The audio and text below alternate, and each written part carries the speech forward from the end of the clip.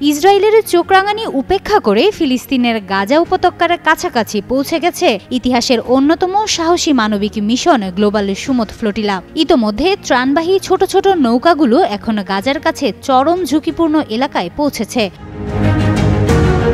Global Sumud ফ্লোটিলার প্রথম বহর গত ৩১ আগস্ট স্পেনের বার্সেলোনা থেকে যাত্রা শুরু করে। এরপর ১৩ থেকে ১৫ সেপ্টেম্বর তিউনিসিয়া ও ইতালির সিসিলি দ্বীপ থেকে আরও নৌযান এই বহরে যুক্ত হয়। এছাড়া গ্রিসের সাইরাস দ্বীপ থেকে পরবর্তী সময়ে আরও কিছু নৌযান ত্রাণ নিয়ে বহরে যুক্ত হয়। খাদ্য ও ত্রাণ সামগ্রীতে পূর্ণ এই বহরটিতে ৫৫টি জাহাজ রয়েছে বলে জানিয়েছে আন্তর্জাতিক বিভিন্ন গণমাধ্যম। জাহাজগুলোতে স্বেচ্ছাসেবী হিসেবে আছেন ৪৪টি দেশের আইন প্রণেতা, আইনজীবী ও মানবাধিকার কর্মী সহ সাধারণ নাগরিক।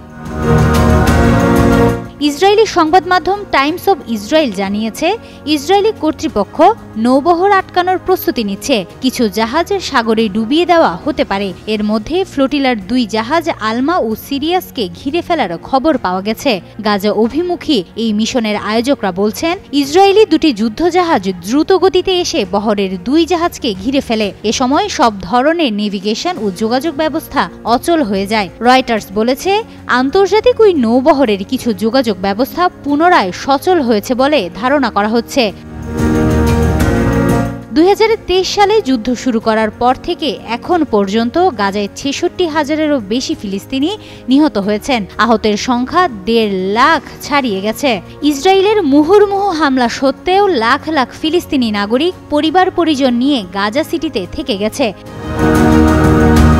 তাদের অনেকেরই সেই এলাকা ছেড়ে যাওয়ার মতো অর্থ বা সক্ষমতা নেই। এদের বেশিরভাগ মানুষই মানবিক সহায়তার উপর নির্ভর করেন, কারণ সেখানকার জরুরি পরিষেবাগুলো বন্ধ বা সরিয়ে নেওয়া হয়েছে। এই পরিস্থিতিতে মানবিক মিশন গ্লোবাল সুমুদ ফ্লোটিলা যাত্রা শুরু করে গাজার উদ্দেশ্যে। এর মধ্যে ইসরায়েলের নানা বাধার সম্মুখীন হচ্ছে। সুমুদ ফ্লোটিলা নামের এই নৌবহরের অন্তত ৮টি নৌকা থামিয়ে দেওয়া হয়েছে। সেখান থেকে বেশ কয়েকজন অধিকার কর্মীকে আটক করেছে ইসরায়েলি সেনারা। তাদের মধ্যে সুইডিশ অধিকার কর্মী গ্রেটা থুনবার্গ রয়েছেন। শেষ পর্যন্ত ওই ত্রাণবাহী জাহাজগুলো কতটা সফল হতে পারে তার দিকেই কৌতূহল বিশ্ববাসীর। হিমাতুল জান্নাত, যুগান্তর নিউজ।